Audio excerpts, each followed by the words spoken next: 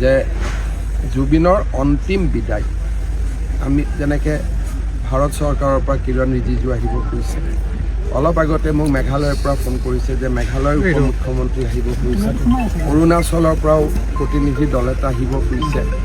আমি যাতে বহু দিনলৈ মনত ৰাখিব পৰা ধৰণে আমি জুবিনক বিদায় দিওঁ, আৰু সেইকাৰণে মই ৰাইজৰ সহযোগিতা কামনা কৰিছোঁ।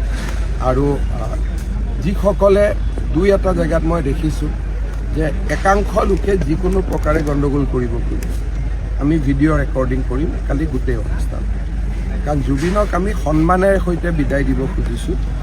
ইয়াত আমি বিশৃংখল সৃষ্টি কৰিব খোজা নাই। গতিকে কালি আমি গোটেই অনুষ্ঠানটো সৰু সজাইৰ পৰা অন্তিম বিদায়লৈকে গোটেইটো আমি ভিডিঅ' বনাম।